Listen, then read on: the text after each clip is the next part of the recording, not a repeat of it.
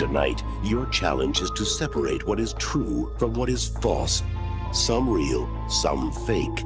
Can you judge which are fact and which are fiction? To find out, you must enter a world of both truth and deception. A world that is beyond belief. The Power Rangers franchise, known for its colorful heroes and action-packed episodes, has entertained audiences since its debut in 1993. The series has spawned numerous adaptations, movies, and merchandise, cementing its place in pop culture history. However, a lesser-known, darker chapter of this franchise surfaced during an internship at a major Hollywood studio. This confession recounts the discoveries made by Eric Whaley, an intern at Lookup Studios, who stumbled upon a covert project known as the Slayer Rangers. On August 23, 2015, Eric Whaley, a fresh intern at one of Hollywood's largest studios, was eager to make a name for himself and learn the intricacies of the entertainment industry. His tasks were mundane at first, fetching coffee, organizing scripts, and shadowing meetings. However, his curiosity and keen eye for detail led him down a path that he could never have anticipated. It started with an innocuous assignment, sorting through a stack of old scripts in the studio's archive. Among the familiar titles, one caught his eye: The Slayer Rangers. The name alone was intriguing, hinting at a grittier, more mature take on the beloved Power Rangers. The script itself was even more shocking. Unlike the family-friendly content of the original series, this spin-off delved into the darker themes, featuring brutal battles, complex character arcs, and moral ambiguities. Through the unveiling of this project, Eric's initial curiosity turned into a full-blown investigation. As Eric uncovered more about this project, his curiosity turned into a full-blown investigation. He began piecing together clues from various documents, emails, and whispered conversations. It became apparent that the Slayer Rangers was the brainchild of a group of rogue writers and producers disillusioned with the constraints of mainstream media. They envisioned a Power Rangers series that catered to an older audience, those who had grown up with the original show and now craved a more mature content. The project was not sanctioned by Lookup Studios.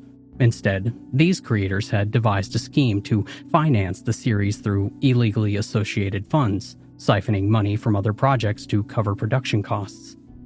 They planned to stream the show online, tapping into the burgeoning world of digital media to reach their intended audience.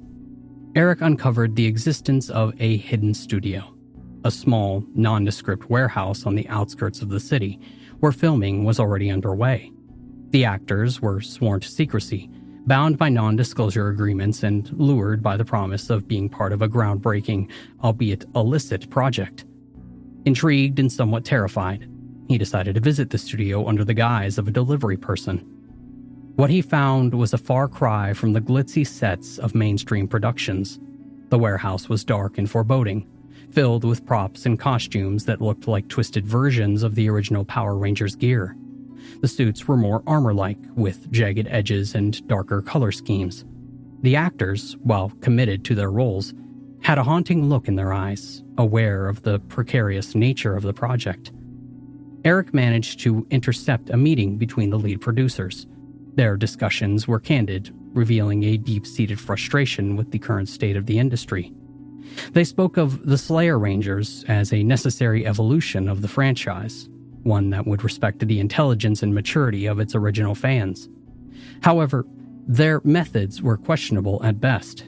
They discussed the logistics of continuing to divert funds and the challenges of keeping the project hidden from the studio executives. One producer in particular seemed to revel in the deception. He detailed plans for an elaborate launch event, a covert streaming platform, and a marketing strategy aimed at cultivating a rabid fan base. The enthusiasm in his voice was chilling, giving the illegal nature of their activities. Through this revelation that Eric had learned, the more conflicted he became. On one hand, the passion and creativity behind the Slayer Rangers was undeniable. On the other hand, the project was steeped in illegality and deception. He decided to document everything, not just for personal records, but as a safeguard in case things went awry. And then, one day, everything changed. The studio executives caught wind of the unauthorized project. There was a sudden, intense investigation, and the hidden studio was shut down almost overnight. The producers were fired and the actors were released from their contracts with stern warnings to remain silent. The Slayer Rangers project was buried, its scripts and footage locked away in the studio's vaults, never to see the light of day. Official statements downplayed the incident as a minor cause of misappropriation of funds, but the truth was far more complex and sinister.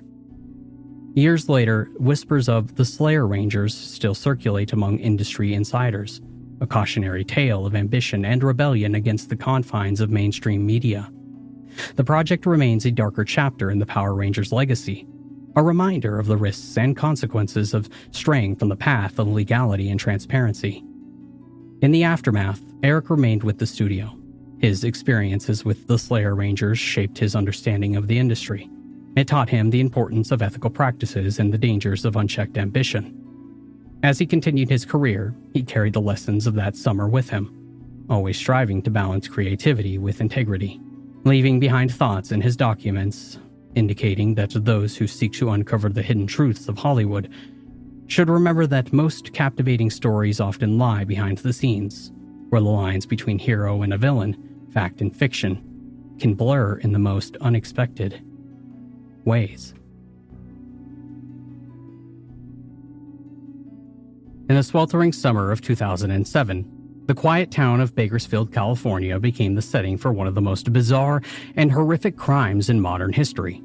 A seemingly ordinary man consumed by obsession, committed to an act so grotesque that it left law enforcement, psychologists, and the public grasping for explanations. What drove him? What was his delusion? Madness? Or something even more sinister? The story of Kevin Langley is a cautionary tale of how obsession, unchecked, can fester into something monstrous. Kevin Langley was 31 years old, a man most would consider unremarkable. He worked as a customer service representative at an electronics store, living alone in a modest one-bedroom apartment, and had no significant relationships. Co-workers described him as polite but withdrawn, the type of man who blended into the background.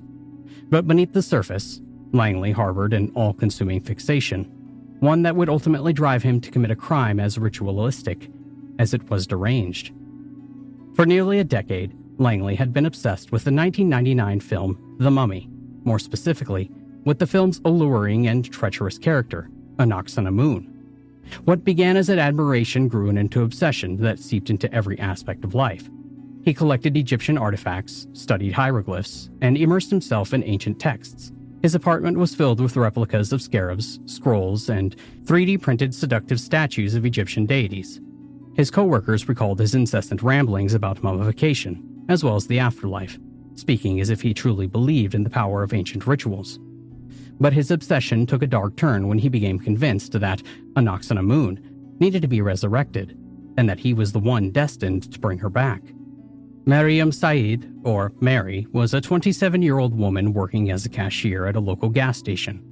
She was kind, hardworking, and, according to her friends, had a warm smile that made customers feel welcome. She had no idea that a man that she barely noticed had decided that she was the key to fulfilling his twisted fantasy.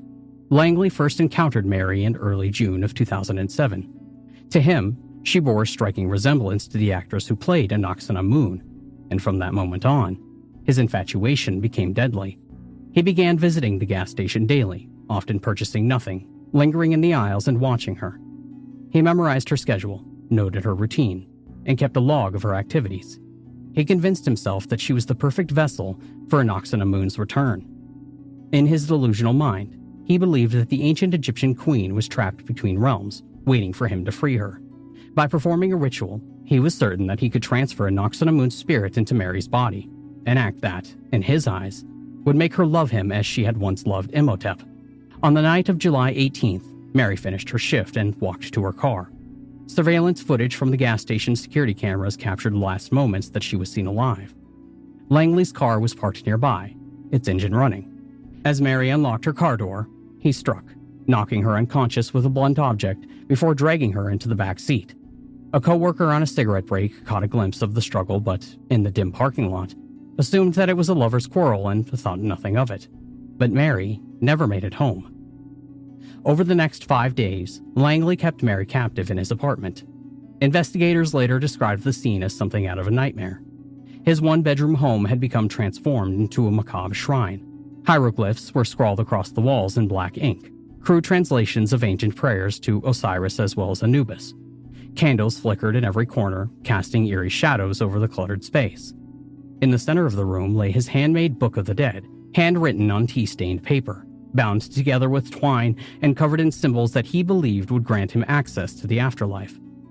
Mary was bound and gagged, forced to listen as Langley chanted incantations, read passages from his book, and prepared for the ritual that he was convinced would change everything. The details of her final moments remain unclear. What is known is that Langley attempted to perform a crude form of mummification. Police found evidence that he had tried to replicate the embalming process, using common household chemicals and materials. Jars containing oils, herbs, and even makeshift canopic containers were recovered from the scene. The air was thick with the stench of decay by the time that authorities arrived. Mary did not survive. Whether she had succumbed to her injuries, asphyxiation, or the chemicals that were used remains a point of forensic analysis. Langley remained in his apartment with Mary's body for 3 more days. During this time, he continued his rituals, rearranging symbols, chanting prayers, and fasting in an attempt to purify himself. He believed that he had made a mistake, that something had gone wrong with the ceremony, and he needed to correct it. On July 23rd, after nearly a week in isolation, Langley accepted his failure. He left a note written partially in hieroglyphs and partially in English, which roughly translated to, "The gods rejected me. An ox and a moon remains lost. I must join her in Duat." Langley was found dead in his bathtub, having taken his own life through a combination of blood loss as well as chemical ingestion. When police entered his apartment, the scene that they uncovered was unlike anything that they had ever encountered. Sandra's mummified remains lay atop an altar, surrounded by candles. His homemade Book of the Dead was open, its pages smeared with ink and what appeared to be blood. The case horrified the nation. Psychologists studied Langley's history, suggesting that he may have suffered from untreated schizophrenia, or a severe delusional disorder. His obsession with the mummy had transformed into something deadly, proving how unchecked mental illness can spiral into violence. Mary was buried by her grieving family, remembered as a bright, loving woman who had her life stolen by one man's madness. As for Langley's Book of the Dead, it was examined by experts before being locked away in an evidence vault. It remains there to this day, a chilling artifact of an obsession that had led to unspeakable horror. Imagine this. You were sitting at home with your family. No one is arguing. There's no sign of stress or fear. And then suddenly, without warning, someone in the house says, "We have to go. Now. Leave everything behind. Phones, wallets, IDs. We can't risk being tracked." And you listen. You obey. That is exactly what happened to the Tromp family. 5 ordinary people from Australia who, in 2016, embarked on a chaotic and unexplained road trip that would spiral into a national mystery. The Tromps were a well-off, hard-working family from Sylvan, a quiet rural town outside Melbourne, Australia. The parents, Mark and Jacoba Tromp, both in their 50s, ran a successful berry farm. By all accounts, they were private, reliable, and close-knit. They had 3 adult children, Rena, Mitchell, and Ella. All lived and worked on the farm with their parents. No history of mental health, no brushes with the law, no drama. Just a quiet, functional family. Until Monday, August 29th, 2016.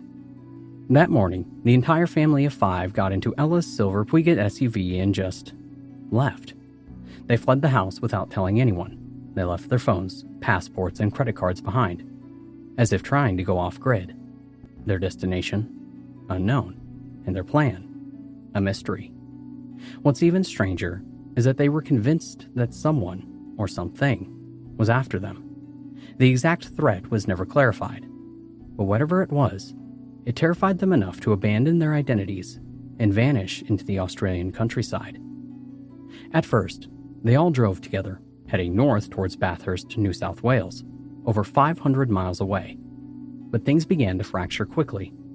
Just 30 kilometers in, the first anomaly occurred. Mitchell, the middle child, the only one who had brought his phone, was accused by his family of being tracked. Under pressure, he left the group, abandoning the escape plan entirely. Now down to 4, the rest of the family continued north. Somewhere along the way, Ella and Rena, the daughters, decided that the situation was spiraling out of control. They ditched the parents in New South Wales and drove to Goulburn, where they reported their family missing. But this is where the case turns from bizarre to absolutely surreal. The girls, now separated, started acting strange. Rena suddenly boarded a moving cargo truck and clung to the back until the driver stopped and called the police.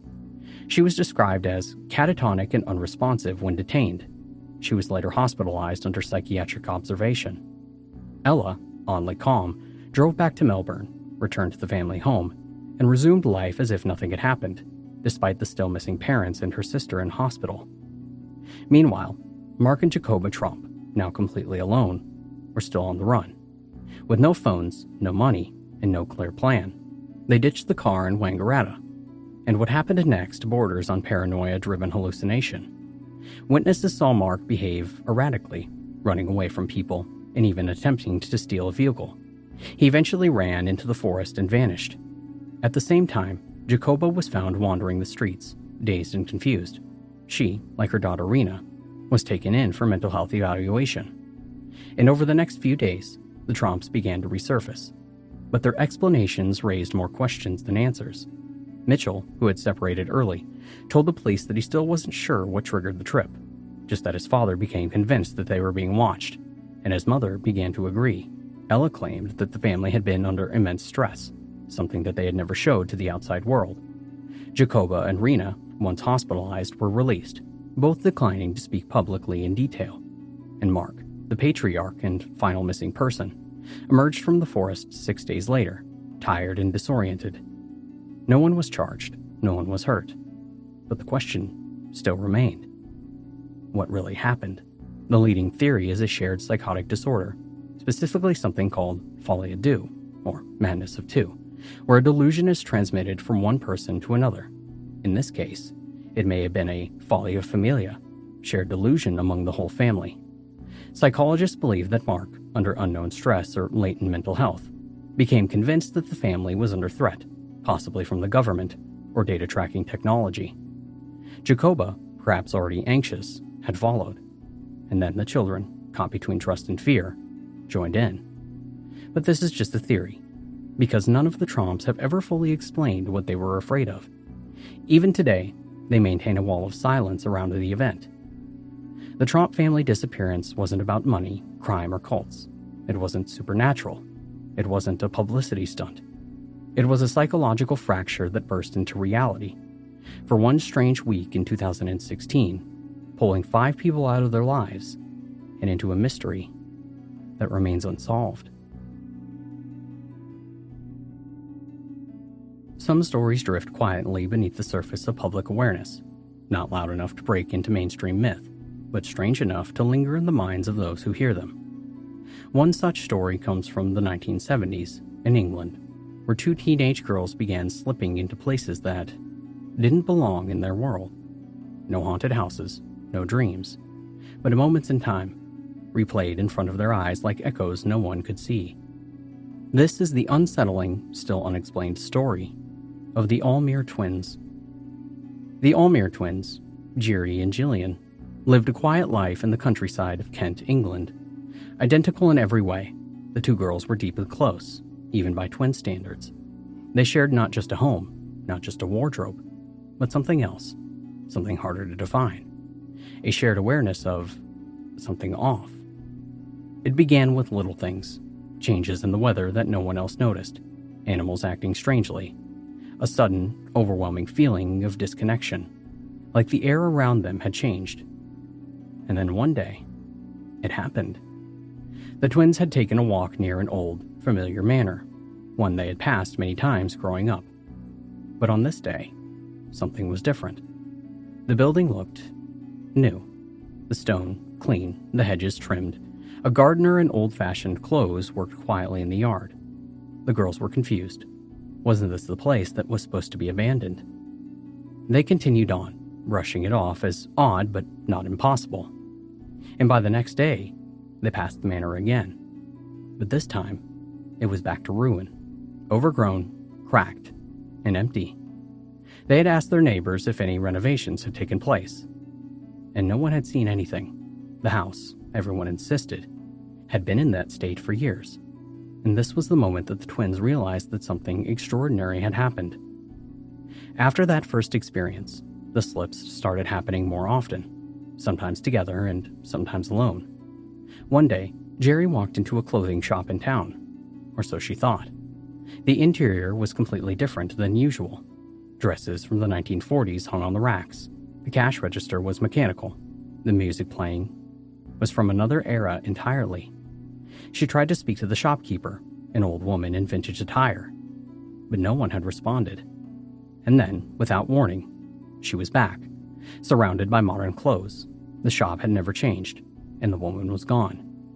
And no one around had noticed a thing. These weren't just hallucinations.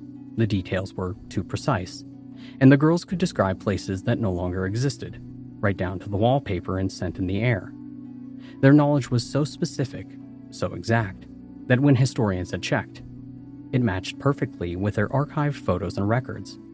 Places, people, and atmospheres from decades earlier, all accurately described by two young women who had no way of knowing such details. As news of the Almere twins spread into paranormal circles, researchers began to investigate. Psychologists suggested cryptomnesia, forgotten memories resurfaced as hallucination. Others proposed temporal lobe epilepsy, which can create feelings of déjà vu and vivid imagery, but neither girl showed signs of neurological issues. Some believed that it was a classic folie à deux, a shared delusion between twins so close that it created a reality only they could perceive. But skeptics had trouble explaining how they could reliably describe specific historical details with no prior exposure, even before archives were digitized. Others turned to more esoteric explanations. Time slips. The idea that under certain conditions, people can briefly fall through temporal cracks, experiencing fragments of the past that have somehow imprinted themselves on the landscape. Locations, in this theory, hold residual energy, like grooves in a record.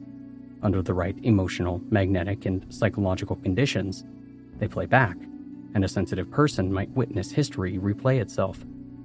The Almere twins weren't the only ones reporting time slips in this part of England. Over the years, other locals described glimpses of horses where there should be cars, ghostly men in wartime uniforms, or houses appearing in one spot and then vanishing the next. Kent, it seemed, was quietly becoming a hotspot for this phenomena.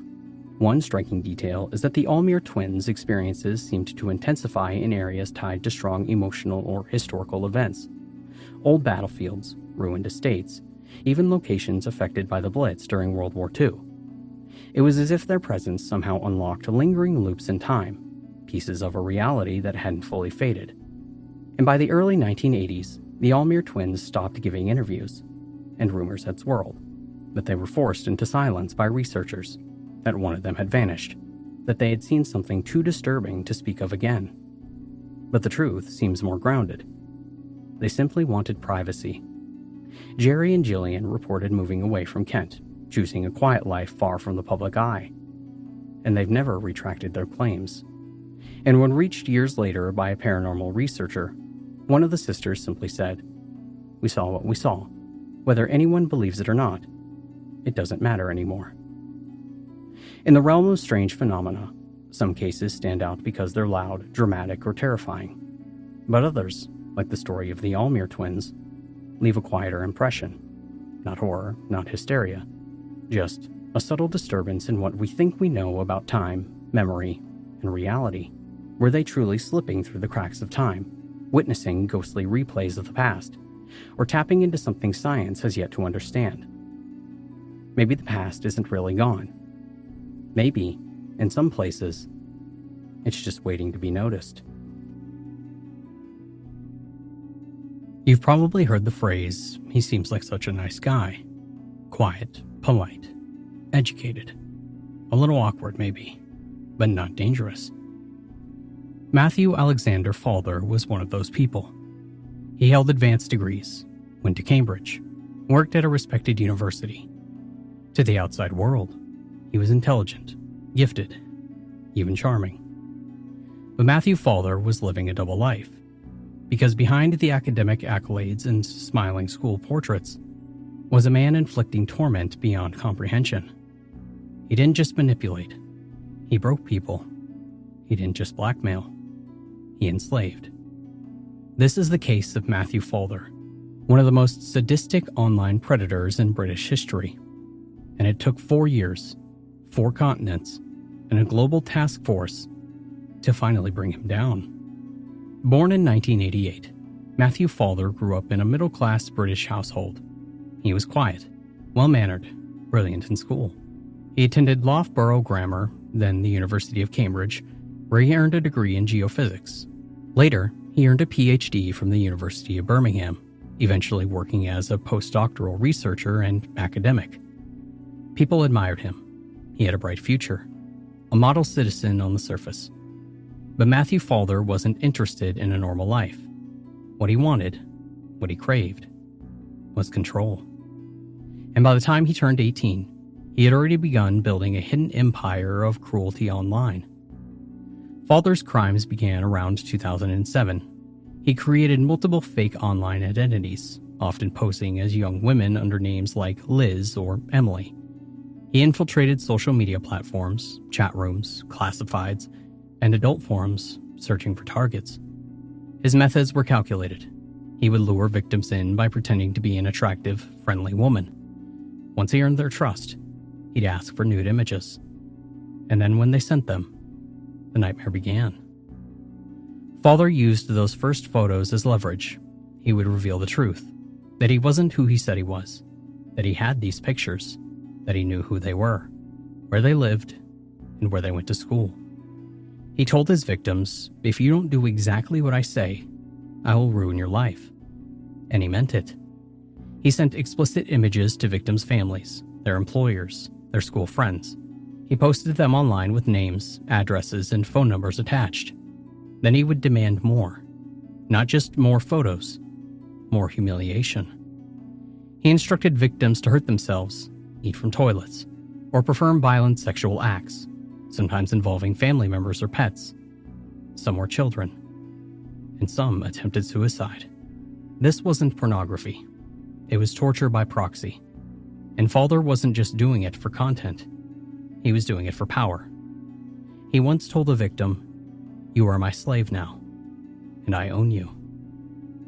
As his crimes escalated, Falder expanded into darker territory.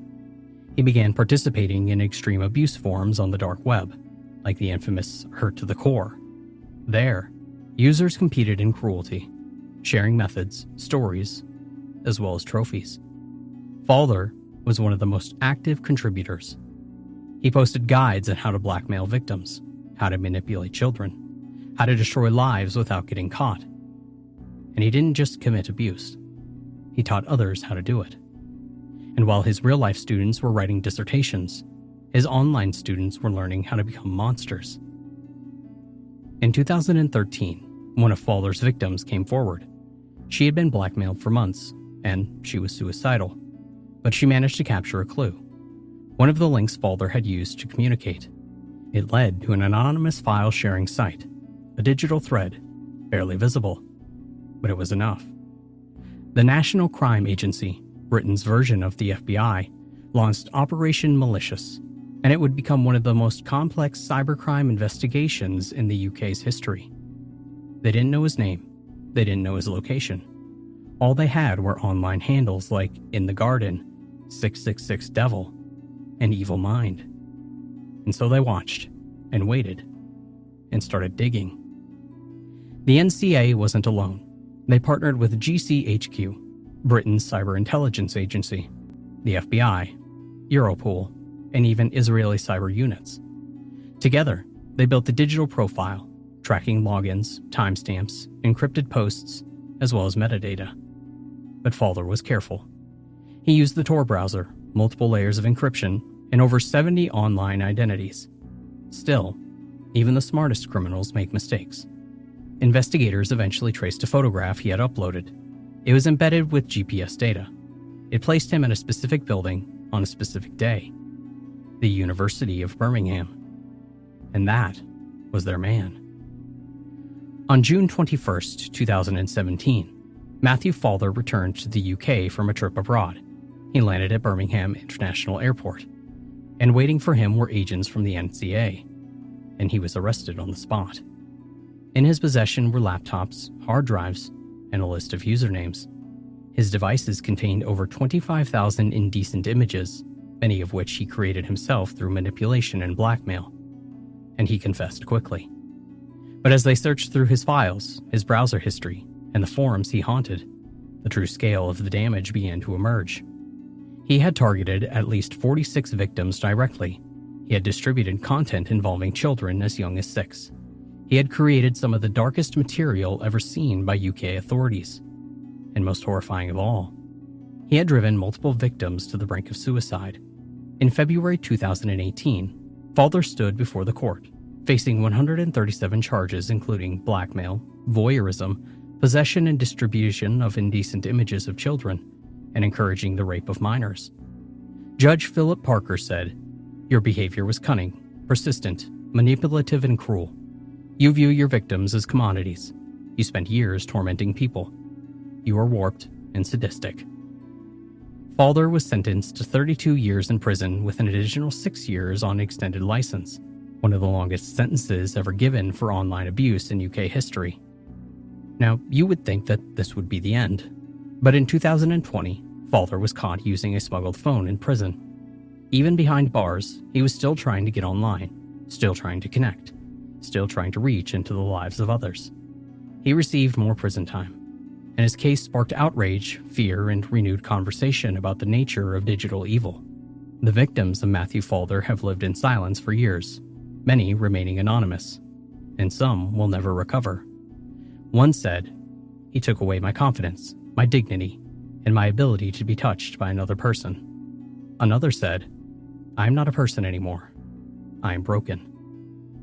And it wasn't just the victims. The investigators, many of them hardened cybercrime veterans, described his case as one of the worst that they had ever seen. One officer saying, "There was a complete lack of empathy. He didn't see people. He saw puppets. And he pulled the strings." So how does a man like Matthew Falder exist? How does a gifted academic become a predator? The truth is, there is no easy answer. There is no childhood trauma, no twisted origin story that explains it all. Sometimes, evil doesn't come with fangs or flames. Sometimes it smiles from behind a university podium, and sometimes it waits behind a keyboard. Matthew Falder never touched a single victim, but he ruined lives. He destroyed trust. He showed the world that digital cruelty can be just as devastating as physical violence. And perhaps the most chilling thought of all, he was so good at hiding, he could have kept going. And he almost did. It began with a locked door. Inside a quiet apartment in Stockholm's working-class district of Atlas, a body lay alone undiscovered, and the year was 1932. A time of jazz records, political uncertainty, and dim hallway lamps that flickered more than they illuminated. The woman behind the door had stopped answering her phone. The neighbors noticed her mailbox was full. And the smell. Well, the smell was undeniable. When the authorities finally broke into the apartment, they found her lying face down near her bed. Her body was naked from the waist down. A butcher's knife lay nearby, and blood soaked the floor. And just beside her lifeless body was something strange, something grotesque. A porcelain soup ladle, bloodied, used. This wasn't just murder. This was something else entirely. This was the Atlas vampire. Her name was Lily Lunderstrom, 32 years old, petite, brunette, and self-sufficient. She lived in Stockholm's Vasasten district, in the working-class Atlas area, a place named after the Atlas Corpco factory nearby. It was a fairly modern complex for the time, housing mostly single women, retirees, and young workers. But Lily didn't have a factory job. She worked in the oldest profession. By most accounts, Lily was a sex worker, quiet, discreet, and independent. She wasn't known to cause trouble. She was polite to the neighbors and rarely had guests over for long. She lived alone in apartment 112, a small studio with thin walls and heavy locks. It was May 4th, 1932, when a concerned friend and fellow sex worker, Mimi, contacted the police. She hadn't seen Lily in days and had a key to her place, but the door was locked from the inside. Even when police forced it open, the windows were latched shut. No one had entered or exited, at least not in the usual way. And what they found inside would haunt the Stockholm police for the rest of their careers. The body was badly decomposed, suggesting that she had been dead for 2 or 3 days. She was lying face down on the bed, partially undressed. The room itself was in eerie disarray, some things perfectly tidy, others tossed aside with violence. A condom was still hanging from her rectum, and there were signs of sexual activity, but no clear indication of struggle. Her skull had been crushed with a blunt object. The blow had caused massive internal bleeding, but that wasn't the strangest part. Police found very little blood in her body. Nearly all of it had been drained. That's when they noticed the ladle, a clean, white porcelain soup ladle resting in a bowl, its rim stained with red. They couldn't prove it, but the implication was clear. Someone had been drinking her blood. And just like that, the press gave him a name: the Atlas Vampire. Swedish police, already unaccustomed to this level of savagery, found themselves completely unprepared for what they were dealing with. Stockholm in the 1930s wasn't exactly known for serial murders or blood rituals. This was something foreign, more like something out of Dracula than real life. There were no fingerprints, no signs of forced entry, no clear motive, at least none that would make sense in a world governed by logic. They questioned the neighbors. They interviewed other sex workers. Some said Lily had mentioned an unusual new client. Others claimed that she feared someone had been following her, but no one could give a name. There were a few odd details worth noting. The telephone receiver had been placed back onto the hook upside down, as if done in a rush, or by someone unfamiliar with the apartment. There were traces of saliva on her neck and body, but the technology to perform a DNA test wouldn't exist for over 50 years. And most chillingly, the condom had been used, but also lubricated with her own blood. Someone had gone through the motions of sex, while treating her body like a vessel. There were, of course, suspects. Mimi, the friend who had called the police, was questioned but cleared. She had an alibi and seemed genuinely distraught. Several of Lily's regular clients were identified and interviewed. One in particular, a man only known as Carl, was brought in for formal questioning. He had seen Lily shortly before her death, claiming he had nothing to do with it, and no evidence tied him to the scene. Like everything else, he simply faded away. The police began to suspect that whoever had killed Lily might have been a first-time client, or someone who she knew but didn't fear. The lack of struggle supported that theory. She may have willingly let him in, even shared a drink. But from that moment on, everything goes dark. No new leads, no fresh suspects, and the Atlas Vampire vanished just as quickly as he appeared. With no resolution, the case became legend. Theories began to swirl, and some grounded in criminal profiling, others ventured into pure speculation. With all of this came 3 major theories, the first being an occult theory. Some believed that the killer was part of a cult or a ritualistic sect, someone trying to reenact a blood sacrifice or a vampire rite. Sweden, in the early 20th century, had seen a small bloom of esoteric movements, including spiritualism and theosophy. Could the killer have been a true believer? The second theory was a psychosexual killer. Some believed that the killer was a necrophiliac or a sexual sadist, a man who had found erotic power in blood and death. Some even compared the killer to the later acts of Richard Chase, the so-called Vampire of Sacramento, who believed drinking blood would cure his schizophrenia. And then finally, there's the simplest theory. A stranger, perhaps from out of town, chose Lily at random. A traveler, a drifter, someone who had left Stockholm immediately after, someone who never struck again, or did, somewhere else. But none of these theories could be proven. Not now, and not then. The case went cold quickly, and by 1936 it had been officially archived, unsolved, unresolved, and largely forgotten outside of Stockholm. But the legend never truly dies. Every few years, journalists and amateur sleuths revisit the case, digging through old files, yellowed autopsy reports, and faded black and white photographs. But there's nothing left to find. The evidence is gone, the witnesses are long dead, and the vampire, if he ever existed, is dust. Still, the story persists, and not just because of the horror. There's something about the emptiness of the case that chills deeper than gore or violence. This wasn't a crime of passion. It wasn't rage. It was something colder, more clinical. A person didn't just kill Lily Lindstrom. They drained her, like she was a resource, like she wasn't human. And it makes you wonder, what kind of person walks away from something like that and never does it again? There's a certain kind of darkness that lingers in unsolved crimes. It's not about the mystery. It's about the idea that someone got away with it, that someone lived a life, maybe a normal life, after taking one so horrifically.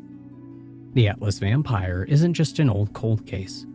It's a window into the fear that no matter how civilized we become, there will always be shadows too deep for the light to reach.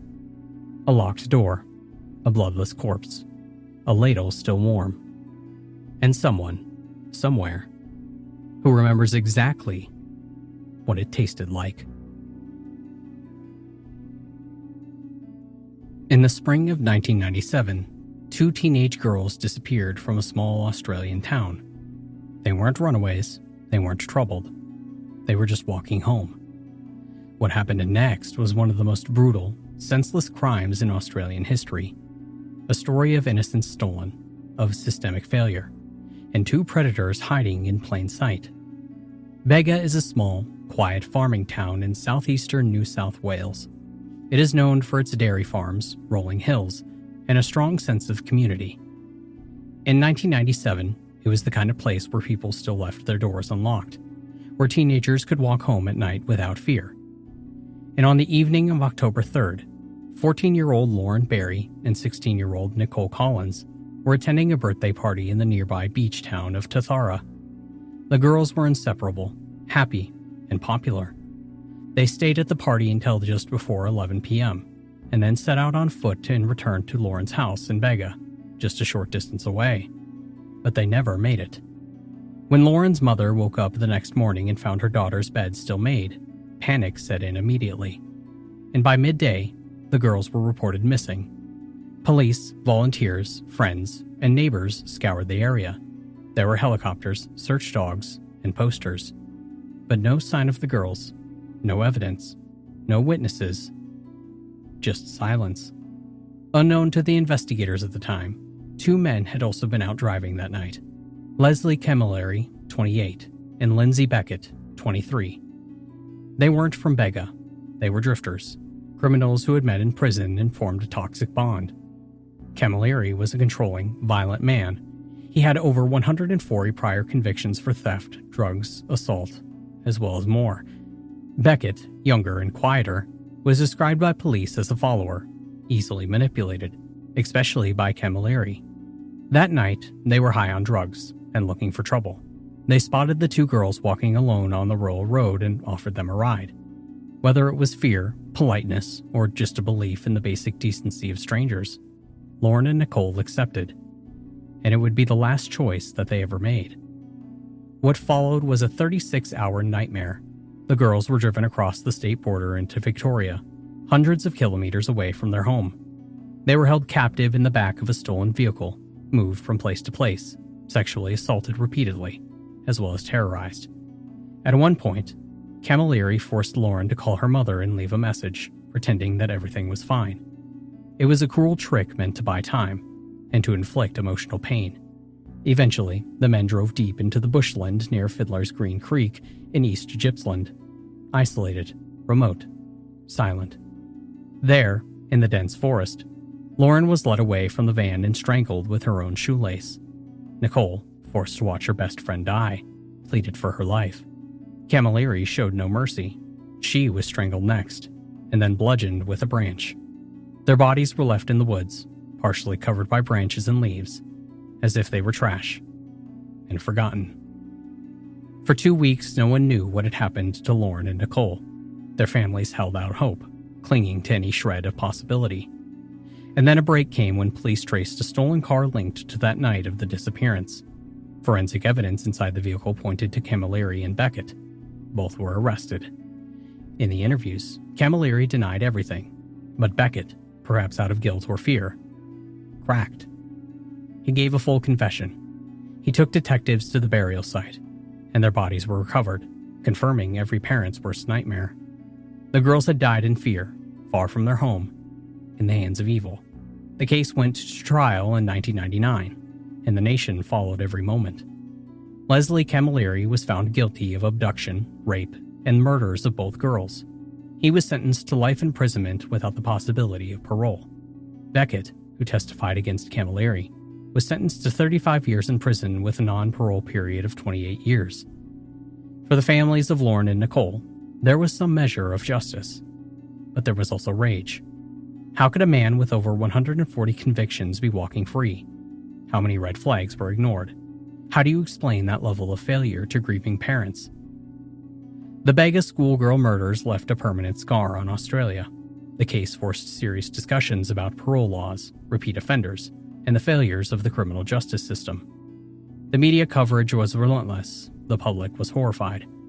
But in time, like all stories, it faded from the headlines. What didn't fade, what will never fade, is the loss. Lauren Barry and Nicole Collins should have grown up.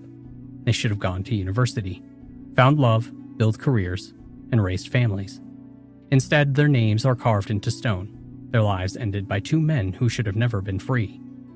We remember them not because they were victims, but because they remind us of how fragile safety can be, and how evil often wears the face of the ordinary.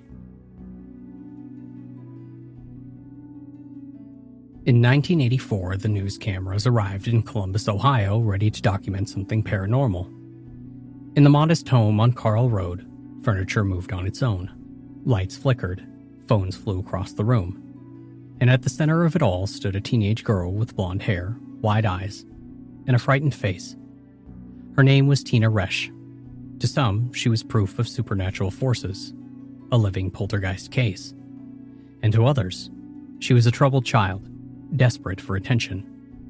But no one could have predicted what Tina's story would become. Because years later, after the cameras left, and the newspapers stopped printing her name in bold, Tina Resch would find herself back in the headlines. This time, for murder. Tina was born Christina Boyer in 1969 in Ohio, but almost nothing about her early life was stable. She was abandoned by her biological parents as a baby and adopted at just 10 months old by Joan and John Resch, a deeply religious couple who already had several foster children.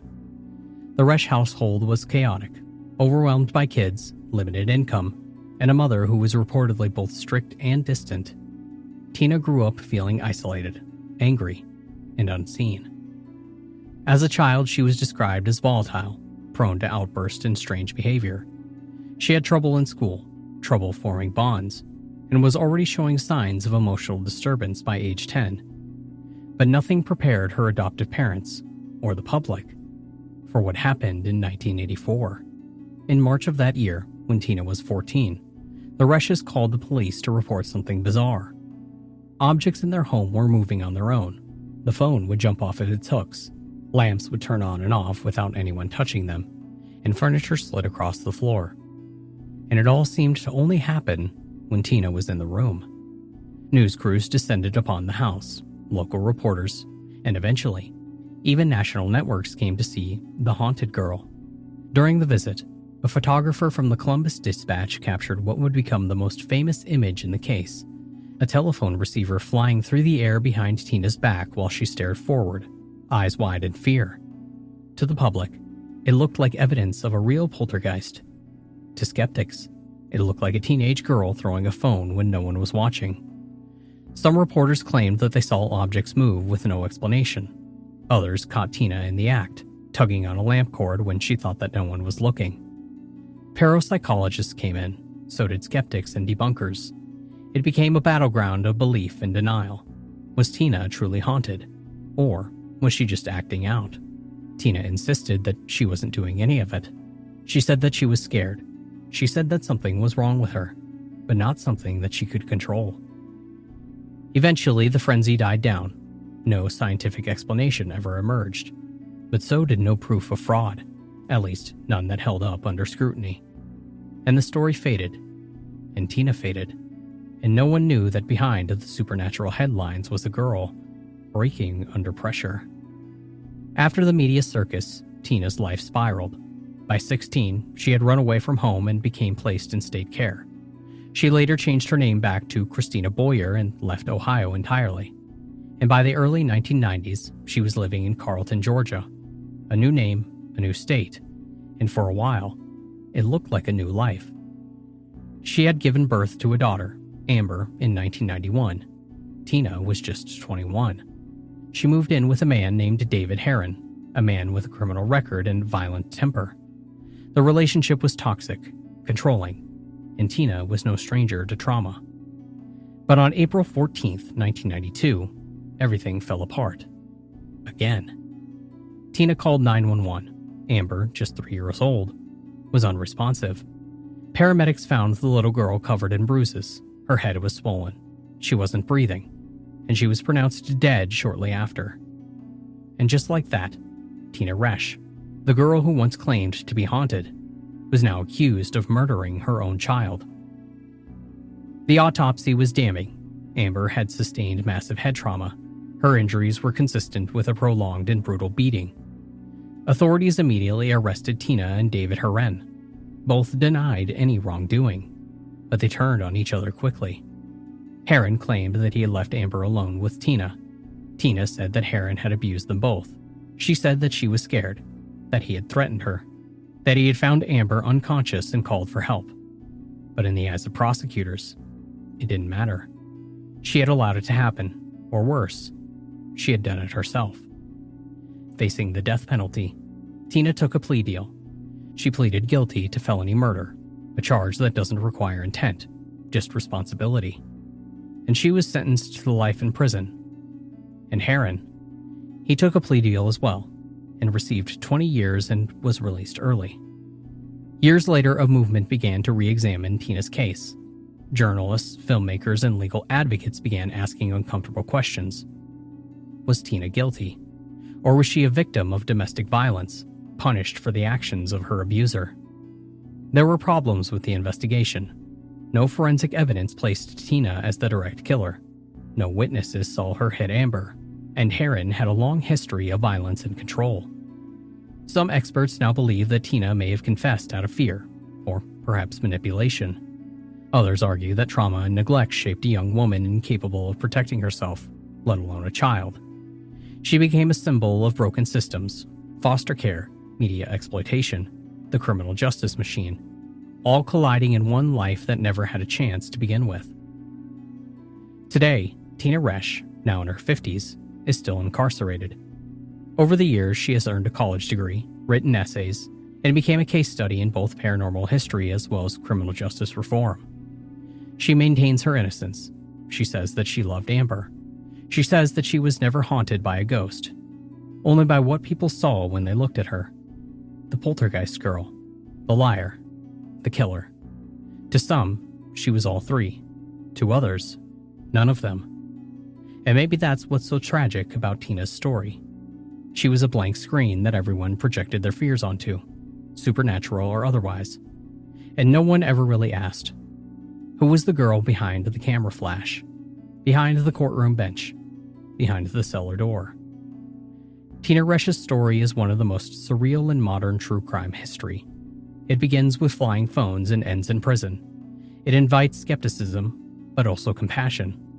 Because whether or not she was haunted by ghosts, she was absolutely haunted by circumstance, neglect, abuse, systemic failure. And the question lingers in this. What if Tina had gotten help at 10, at 14, at 16? Would Amber still be alive? Would Tina still be free? We will never know. But one thing is certain. Sometimes the scariest part of a ghost story is that the monster isn't invisible. It's all too real. And no one is ever watching close enough to stop it.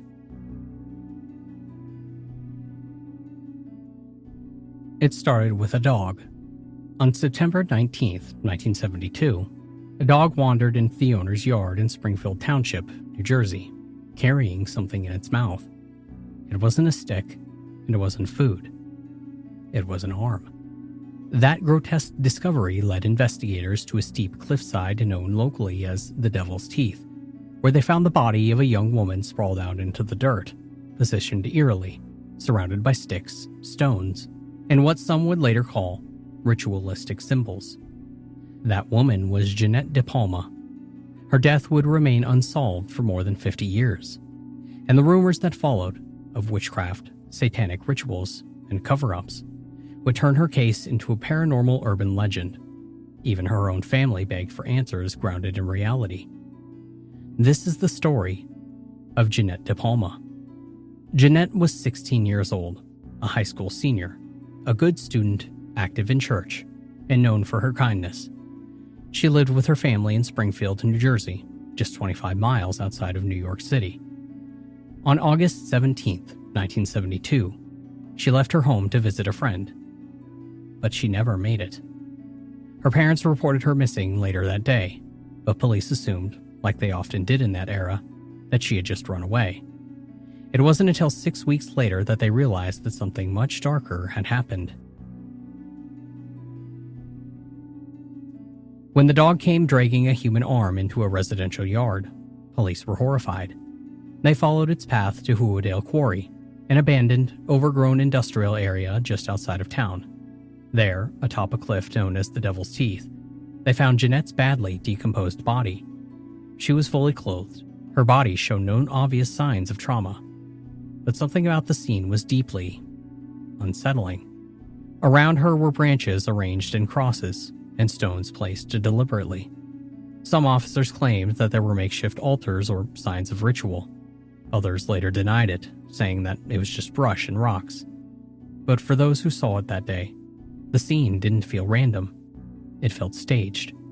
There was no wallet, no purse, and no cause of death. It was as if Jeanette had simply died, and then someone had carefully arranged the world around her body. Within days, the whispers began. Springfield wasn't a crime-ridden town. It was quiet, religious, and conservative. Jeanette was a church-going teenager, not the kind of girl that you'd expect to end up on a cliff, surrounded by occult symbols. But that's exactly what made it worse. And people began to speculate. Was this witchcraft, a satanic ritual, or a sacrifice? Kids at the local high school claimed that there were groups practicing dark rituals in the quarry. Others said that Jeanette had been involved in something secret, perhaps even dabbling in the occult herself. But her family adamantly denied this. Jeanette, they said, was spiritual. She'd even began evangelizing to friends shortly before she vanished. Whatever happened to her, they insisted, was done to her. But the rumor mill didn't stop. In fact, it exploded. See, here's the strange thing. The satanic panic, the mass moral hysteria over alleged cults and sacrifices in the 80s and 90s, didn't officially begin until years after Jeanette's death. But in Springfield, it started early.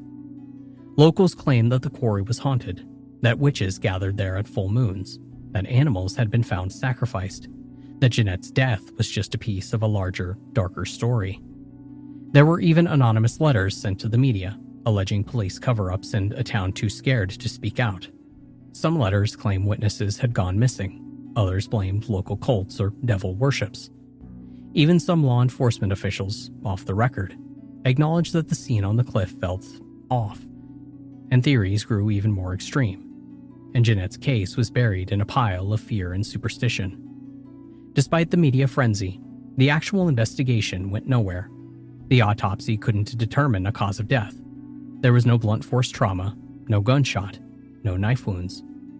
But there was one hint. Traces of lead in her system, possibly from being in soil, or from something else entirely. No suspects were named, no arrests were made, and despite hundreds of tips, the case quietly went cold.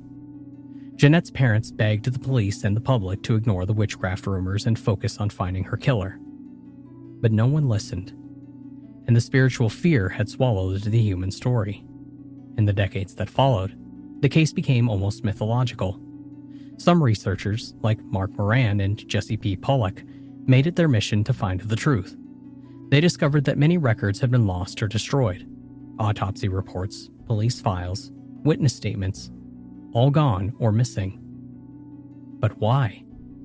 Some believe that it was incompetence. Others think that it was a deliberate cover-up.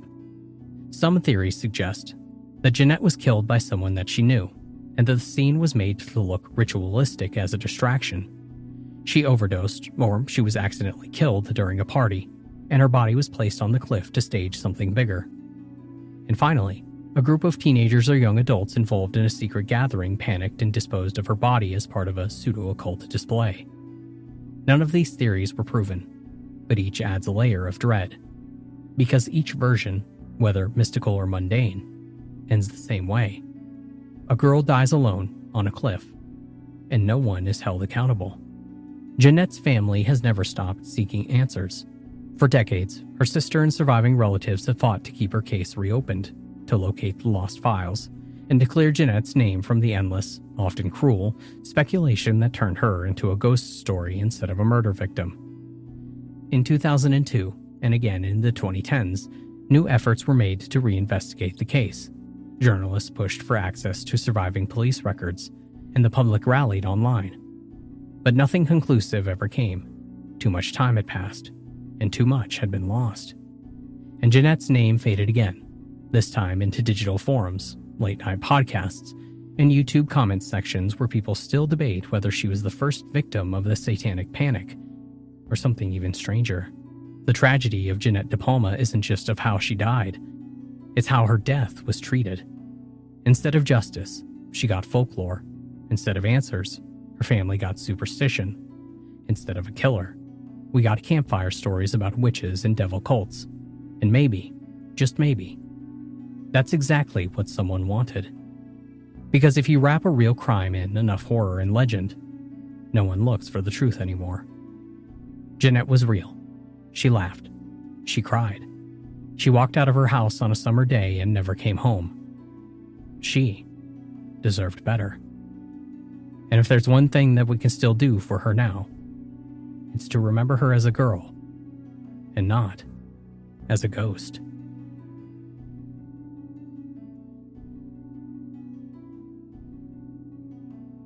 On August 20th, 1966, two bodies lie side by side on a remote hilltop near Niterói, Brazil.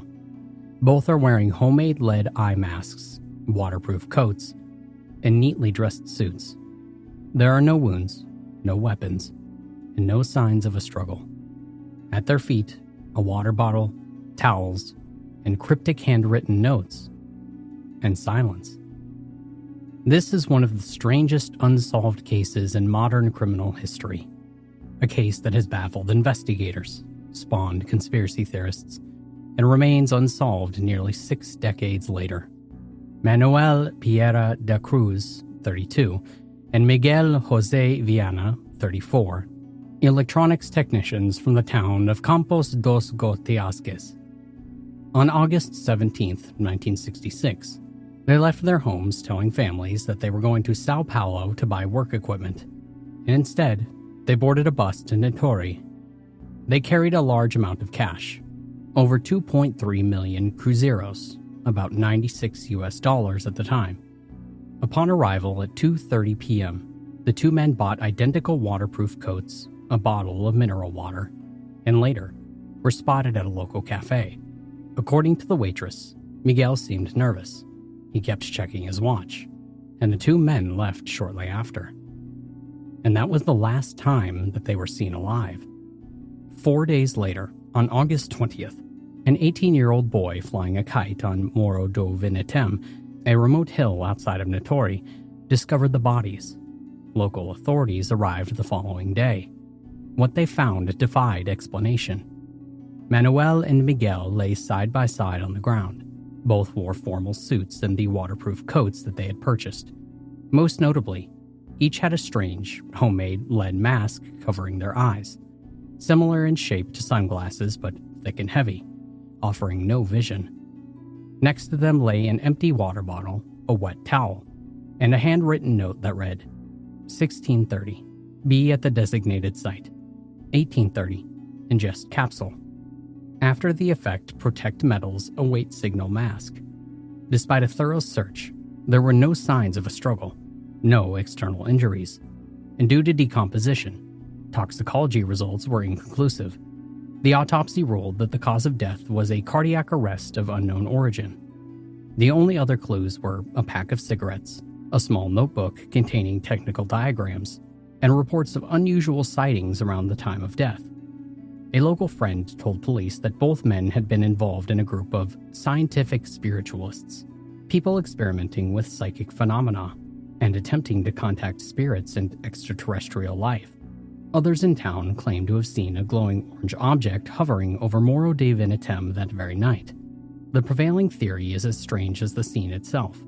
The two men ingested a hallucinogenic capsule, perhaps LSD or mescaline, and around 4:30 p.m., they wore the lead masks to protect against an anticipated blinding flash or spiritual signal.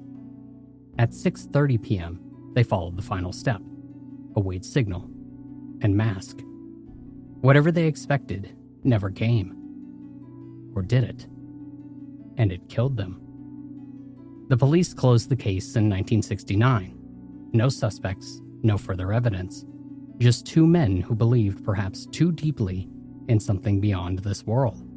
Lead masks became icons of mystery. Investigators and theorists alike have proposed everything from CIA interference to alien contact to spiritual suicide. No theory can be definitively proven or disproven. So what are we left with? Two men, a hill, a signal that may or may not have come, a ritual never fully understood, and lead masks that told no story. This wasn't a movie, and this wasn't a novel. This was real. And no one, not family, not police, and not science, has ever explained it.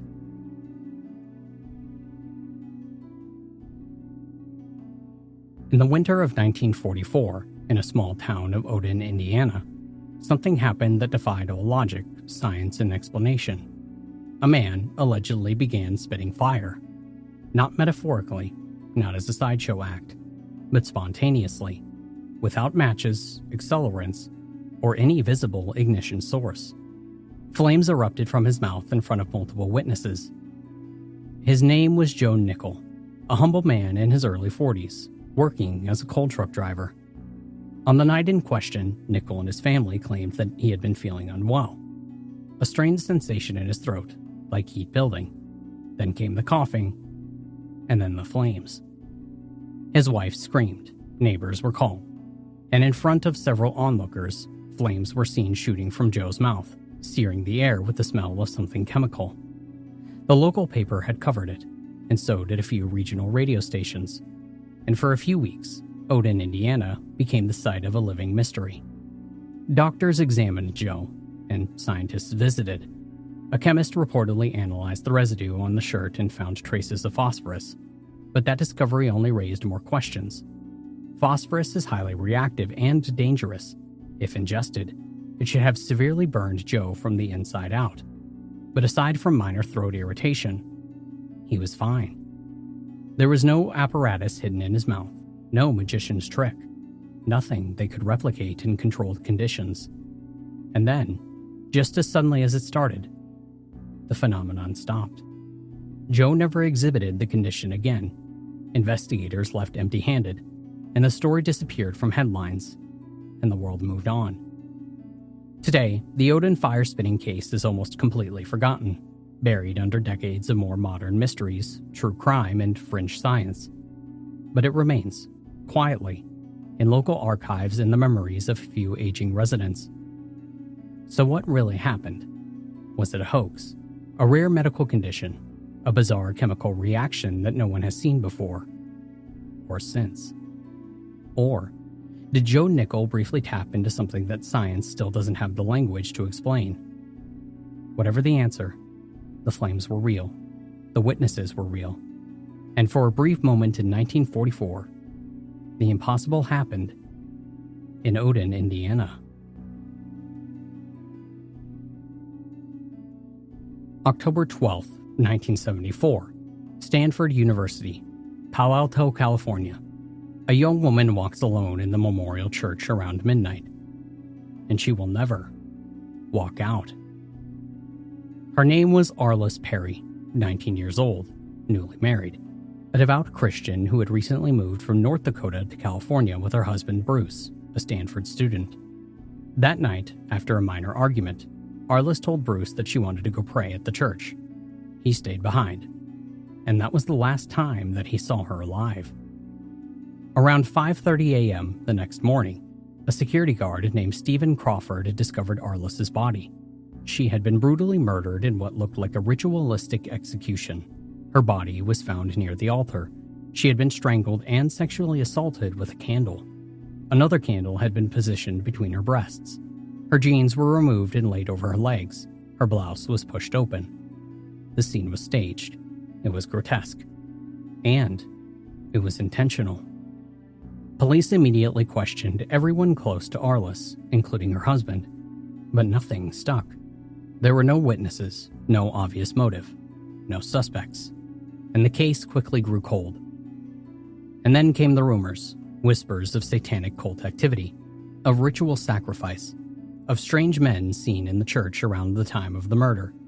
Some pointed fingers at local Satanist groups, already under public scrutiny due to the rising satanic panic of the time. The murder's ritualistic elements only fueled the hysteria. But no evidence has ever confirmed those theories. The investigation languished for decades, files gathered dust, leads went nowhere. Until 2018. Through modern DNA testing, investigators finally matched DNA from the crime scene to someone that they had overlooked for years. Stephen Crawford, the very security guard who had claimed to have discovered her body. Police moved in to arrest him at his home in San Jose. Before they could take him into custody, Crawford pulled out a gun and shot himself. He died instantly, and with him, any chance of a confession. So what really happened the night in the memorial church? Was Crawford acting alone? Did he stage the scene to mimic a ritual in order to throw off suspicion? Or did he know something darker? Something he never had the chance or the courage to reveal? We may never know. But for decades, Arliss Perry's murder was held up as one of the most mysterious and disturbing unsolved crimes in California history. And for good reason. Because behind the whispers of cults and ritualistic sacrifice was a real woman, 19 years old, faithful, kind, and in the wrong place at the wrong time. They were young, almost all women, all with a similar look, red hair, pale skin, and no one who came forward to claim them. From 1983 to 1992, a series of bodies began turning up across the southern United States: Tennessee, Arkansas, Kentucky, Mississippi, West Virginia, and even Pennsylvania. Most were left near highways. Most were badly decomposed. Many were nude. Some had been strangled. Others beaten. A few had signs of sexual assault. But what they all had in common was that no one could identify them. They became known as the Redhead Murders. To law enforcement, it was clear early on. These cases were connected. The victims were often transient, possibly involved in sex work or hitchhiking, and the killer, or killers, seemed to be targeting women with reddish hair, likely because they were easy to spot, easy to prey on, and easy to forget. The first known case was discovered in 1983. A woman's body was found along Interstate 24 in Tennessee. She had been strangled, her body dumped. Her identity remains unknown. And over the next several years, more bodies followed. One in Arkansas, one in Mississippi, and another in Kentucky. Some were discovered months or years apart. Others appeared only weeks after the last. What made the investigation difficult was the geography. This wasn't the work of a local killer. It was someone mobile, likely a long-haul trucker. Someone with access to interstates and the ability to disappear without a trace. Law enforcement began cross-referencing cases, and in 1985, the FBI created a profile. White male, mid to late 20s or early 30s, likely working in a job that kept him on the road. The media dubbed him the Bible Belt Strangler, though no one was ever arrested. Several of the victims were eventually identified, thanks to advances in forensic genealogy. Lisa Nichols, Tina Farmer, S.B. Regina Black Pilgrim. But for many of the women, perhaps as many as 10, no names have ever been confirmed. And without names, there is no story, no motive, and no past. Just another body on the side of the highway. In recent years, a group of high school students in Tennessee reignited interest in the case, compiling files and information in an effort to match up victims and leads. Their work, combined with DNA evidence, helped close some of the gaps, but the full truth remains elusive. Was it one killer, or two? Was it a coincidence that so many redhead women were found dead in a similar way across such a wide area? Or was there something more sinister? A network, perhaps, or predators operating in margins of society? No one knows. What's most haunting about the redhead murders isn't just the brutality, it's the anonymity.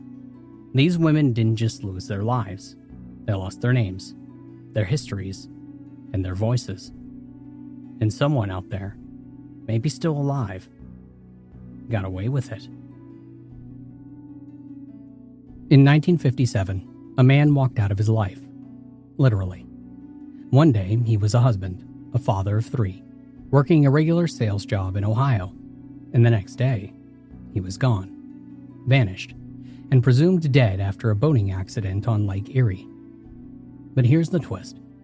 Just 7 years later, the same man turned up alive. Only now, he had a new name, a new life, and he swore that he had no idea who his family even was. Lawrence Joseph Bader, or Larry, was born in 1926 in Akron, Ohio. By the 1950s, he seemed like your average Midwestern guy. Married to Mary Lou, raising 3 kids, and working as a salesman. But things at home weren't as picture-perfect as they looked. Larry was in serious financial trouble. He owed thousands in back taxes to the IRS and was barely scraping by. Friends described him as a fun-loving and adventurous person, but also a bit reckless.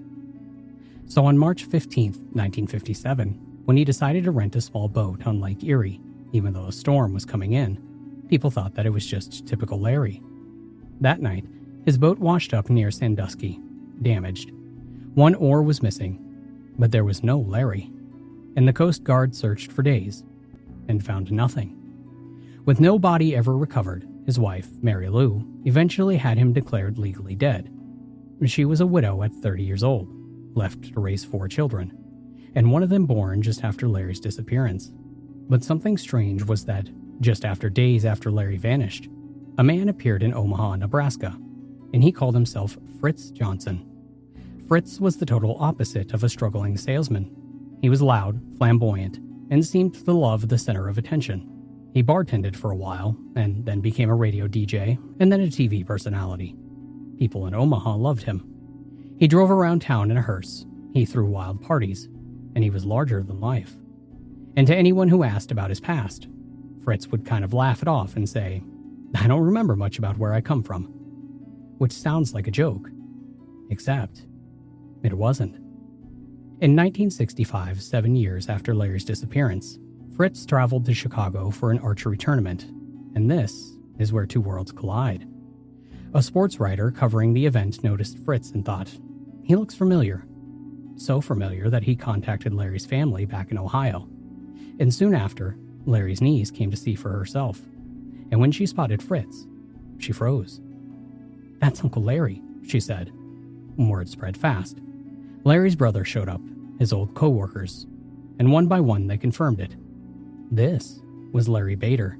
Fingerprints proved it beyond any doubt. But here's the thing. When they confronted Fritz, when they told him, "You are Larry Bader, husband, father of 4, and presumed dead," he looked them straight in the eyes and said, "I don't know who you're talking about."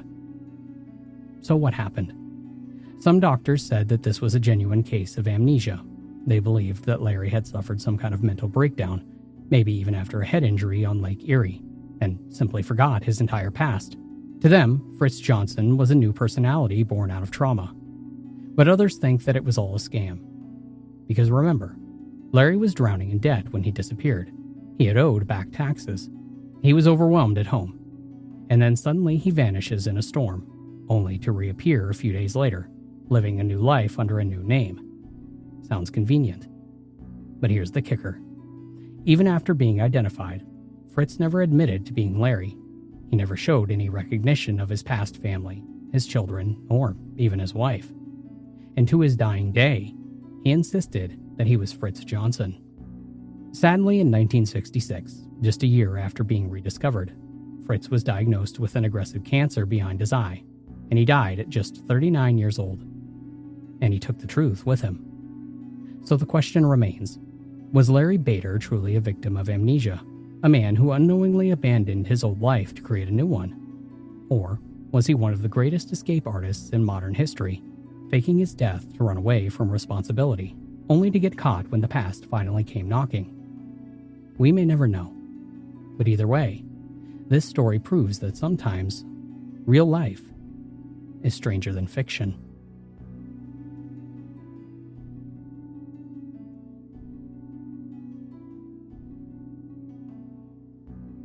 In 2018, in Charlottesville, Virginia, a man named Thomas Whitaker made a purchase that would lead investigators to one of the most unsettling files that they had ever encountered.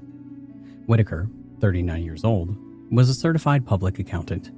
According to county records, he had no criminal history, no history of mental illness, and no documented involvement with fringe or occult practices. By every available account, Thomas was a practical, skeptical man. Friends described him as methodical, careful with money, and a man who believed in facts and figures, not stories and superstitions. But on the evening of February 23, 2018, Whitaker logged on to a popular online auction site and placed a bid on something extraordinary. A set of eagle feathers. The listing claimed that the feathers had been removed from a Native American reservation decades earlier. Possession of eagle feathers without a federal permit violates the Bald and Golden Eagle Protection Act. But Thomas ignored the law, and he ignored something else. A warning printed in the auction listing itself. These feathers are sacred. They must be treated with respect. To mock them is to mock the spirits. To disrespect them is to invite their anger. Investigators later found that Thomas dismissed this message as nonsense. In an email to a friend recovered from his personal account, he wrote, "Scored a set of so-called sacred feathers. They're mine now. Guess I'll see if the spirits want to audit my taxes." The package arrived on March 2nd, and inside the box, 3 eagle feathers, long, dark, and striking. They came wrapped in paper. Along with them, a handwritten note. "These feathers carry prayers. Handle them with care."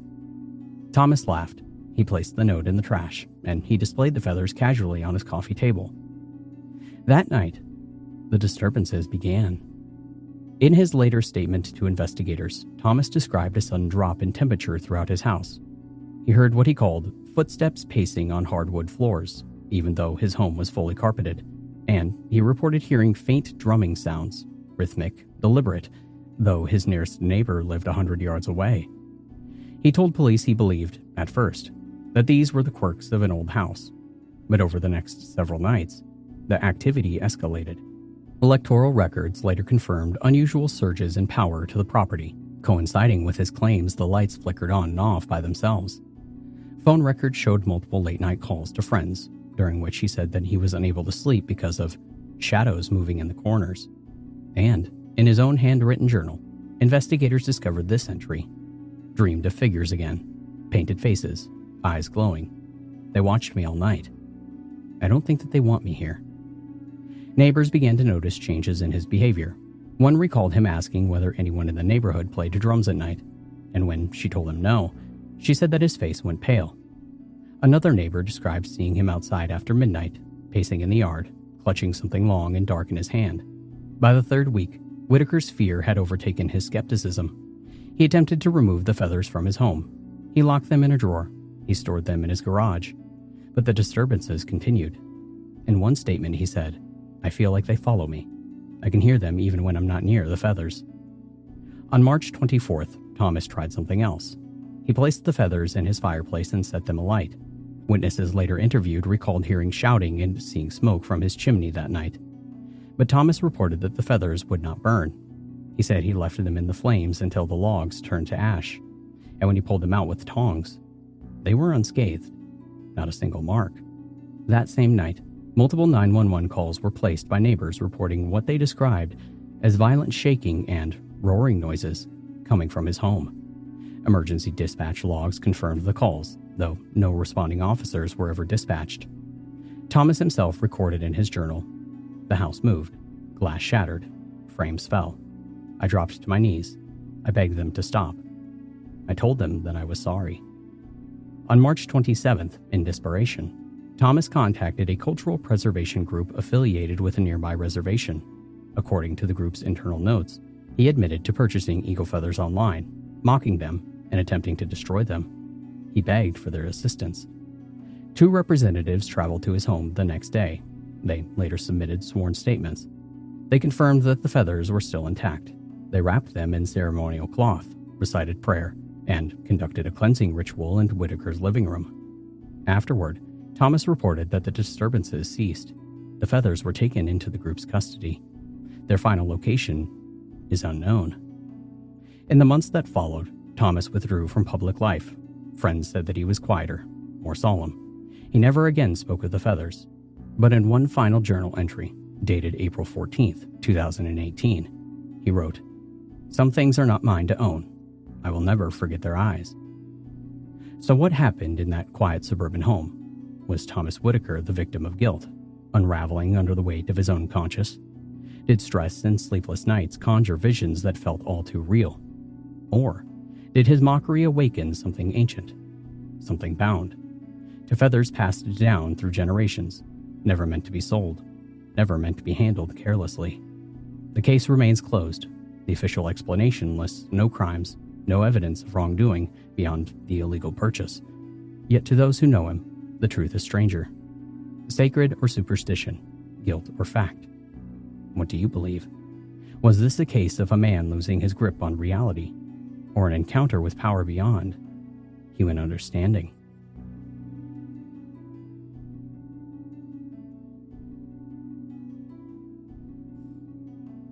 In East Los Angeles, murals cover the walls like open books. They tell stories of history, of culture, and of struggle. But in the summer of 2002, one mural on Sato Street became the center of a police investigation that remains unsolved to this day. The mural was painted on the side of an abandoned liquor store. Bright colors, religious symbols, a depiction of the Virgin Mary framed by roses, with skeletal figures painted beneath her feet. According to local accounts, it was commissioned by the street crew known as Los Reyes 13. But almost as soon as the mural appeared, strange things began to happen. According to LAPD records, within 2 weeks of the mural's completion, 3 members of Los Reyes vanished. Each one was last seen near the mural. Their cars were later found abandoned just blocks away. No signs of struggle, and no bodies ever recovered. The first to disappear was Miguel Spooky Alvarez, 19 years old. Police noted that he was last seen spray painting initials on the lower corner of the mural, disrespecting the Virgin's image. Witnesses later reported hearing shouting, though no one saw Miguel leave. His bicycle was discovered the next morning, leaning against the wall, and he was never seen again. The second disappearance occurred just days later. Ramon Torres, 22, was picked up on surveillance cameras walking past the mural at 2:17 a.m. The tape showed him pausing, staring at the painted Virgin. Then the camera glitched, static filled the feed, and when the picture returned, Ramon was gone. The third was Julio Hernandez, a veteran member of the crew. Friends told police Julio had mocked the mural openly, calling it cursed. His girlfriend reported that Julio dreamed repeatedly of being pulled into the painting itself. On July 3rd, Julio walked towards the liquor store and never came home. His wallet and shoes were found at the base of the mural. Police opened a missing persons investigation. Case file 2002-45713 documents interviews with multiple witnesses. Several reported hearing chanting at night near the wall. Others said that candles appeared at the mural's base, though no one admitted placing them. One witness, a local shop owner, stated, "I saw kids standing in front of it, just staring, like they were hypnotized. Then they walked away, but it felt like something had stayed behind." Detectives examined the mural itself. Forensics reports confirm no unusual substances in the paint, only standard aerosol spray and latex primer. But photographs of the mural revealed something strange. Faint distortions, blurred outlines around the skeletal figures, as if they shifted slightly between frames. Investigators chalked it up to poor lighting, but locals were not convinced. The case gained more attention when non-gang residents began reporting disturbances. A mother living across the street filed a report saying her 10-year-old son woke up screaming every night, insisting that the Virgin's eyes moved. According to her sworn statement, he said that the lady in the wall was looking right at him. He said that she wanted him to come closer. Medical records from White Memorial Hospital confirmed the boy was treated for night terrors and sleepwalking during this period. And on July 18th, the police responded to the call at the mural site. A 16-year-old boy had collapsed on the sidewalk in front of the wall. Paramedics reported that he was unconscious, mumbling in Spanish. Hospital records described his condition as catatonia. He later told doctors that he remembered falling into the wall and hearing voices chanting in prayer. The boy recovered, but the disappearances continued. And by late July, 5 young men had gone missing, all connected to the mural. Police reports listed them as presumed runaway, gang-related cases, but officers off record admitted something else. Every disappearance left behind personal belongings at the foot of the Virgin: shoes, wallets, rosaries, and even a tattoo needle. On August 2nd, detectives brought in Father Luis Navarro, a local priest familiar with barrio religious iconography. In his statement, he said, "The mural is not simply art. It was made as a promise. The Virgin above, death below. A covenant of protection for some, and destruction for others." That same week, LAPD shut down access to the site. The liquor store was boarded up, but residents say that at night, candles still appear at the base of the wall. Some claim that the Virgin's face grew darker, her painted eyes hollowing out. And then came the final disappearance. On August 14th, Daniel Okoa, 20 years old, was arrested for vandalism near the mural. Police dashcam footage shows him resisting, shouting that he had to finish what he started. Officers noted that he smelled of paint thinner. Daniel was booked and held overnight. According to the jail log, he was released the following morning at 8:12 a.m. And at 9:03 a.m., less than an hour later, a call came in from a street vendor. He reported seeing Daniel standing in front of the mural, hands pressed against the Virgin's painted robe, whispering to himself. The vendor turned away for only a moment, but when he looked back, Daniel was gone. Police responded immediately. They found no trace of Daniel, but at the base of the mural lay his county-issued wristband from the jail. At this point, the case was turned over to the LAPD's Special Investigations Unit. Internal memos, later leaked, described the mural as an active site of unexplained phenomena with multiple disappearances linked. Officers requested the wall be painted over, and the city complied. And by September, the mural was gone, buried beneath a coat of gray paint, and the disappearances stopped. But the story doesn't end there. Years later, in 2009, during renovations to the building, workers stripped the gray paint away, and beneath it, the Virgin's image had bled back through, faint, but visible. Work crews refused to continue, citing unease. And according to police records, no further disappearances have been officially linked to the site. But residents still have candles at the corner of Soto Street, and some say, if you look closely at night, the Virgin's eyes still follow you. So, what really happened in East LA in the summer of 2002? Were these disappearances the result of gang violence, buried beneath layers of fear and silence?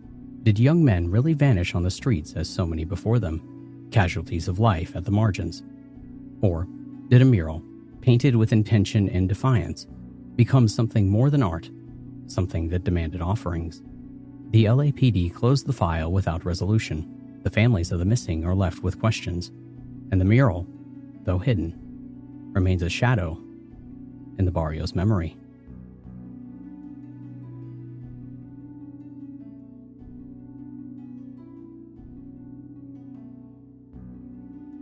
Springfield Township, New Jersey, August 7th, 1972. 16-year-old Jeanette Christine DePalma leaves her family's home on Clearview Road. She tells her mother that she's heading to a friend's house, planning to take the train. According to the Springfield Police Department initial report, case file 72-081, Jeanette was last seen at approximately 4:10 p.m. She never arrived at her friend's house, and by evening, when she failed to return, her parents filed a missing persons report. For 6 weeks, there was no sign of her. And then, on September 19th, a dog belonging to a local resident dragged home what appeared to be a decomposed human arm. Sheriff's Department Incident Log Entry 92-1972 reads, "Resident at Baltusrol Avenue discovered remains brought in by canine, possible juvenile female. Scene secured. Request homicide unit." The arm was quickly confirmed to belong to Jeanette. The following morning, officers searched Hoedale Quarry, known locally as the Devil's Teeth, for its jagged cliffs, and found the rest of her remains. What they documented there has haunted investigators ever since. Police photographs, later summarized in an evidence inventory, described the body positioned at the top of the cliff. Surrounding it was what appeared to be a coffin-shaped outline made of branches. Smaller wooden crosses were scattered in the perimeter. Some officers even reported the faint shape of a pentagon carved into the dirt. Springfield Police Supplement 72-093 states, "Unusual arrangement of debris surrounding remains. Multiple indicators suggest ritualistic placement, and consultation requested with clergy." But the medical examiner's findings told a less certain story. Autopsy Report 248-72 lists causes of death as undetermined. Decomposition prevented conclusions, and toxicology revealed no drugs or alcohol. The report noted, no blunt force trauma observed, no bullet or stab wounds. Possibility of strangulation cannot be excluded.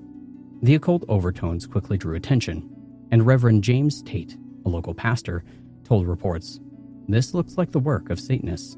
We can't rule out witchcraft." Community panic spread, rumors of cults practicing in the woods, of animals disappearing, and of strange gatherings after dark. Yet, according to official statements, no hard evidence of occult involvement was ever recorded. The medical examiner warned against speculation. And still, the scene raised questions that remained unanswered. Witness interviews filed with the sheriff's office described teenagers using the quarry as a hangout spot. One girl claimed that she had seen candles and heard chanting days before the body was found. Another swore that she saw men in dark robes near the cliffs weeks earlier. None of these accounts were corroborated. And in the months that followed, the investigation produced fewer results. And by winter, the case had gone cold. But the mystery refused to fade. In the 1990s, the magazine Weird NJ revisited the story. Their editor spoke with former officers who admitted, off the record, that many in the department believed that Jeanette had been killed in a ritual. Some went further, suggesting that the case file itself had been tampered with. The claim gained traction in 1999, when Hurricane Floyd flooded the Springfield Municipal Building. According to an internal memorandum from the township clerk's office, case materials pertaining to the De Palma death were lost due to water damage, whether by accident or design. The original files were gone, and in 2015, author Jesse P. Pollock published Death on the Devil's Teeth.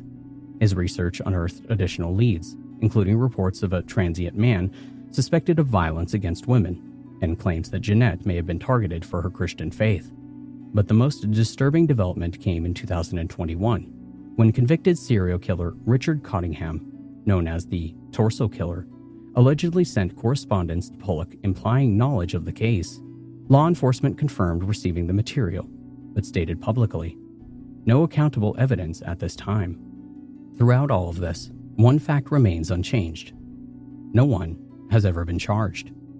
Medical records show Jeanette was in good health. School files described her as bright, well-liked, and deeply religious.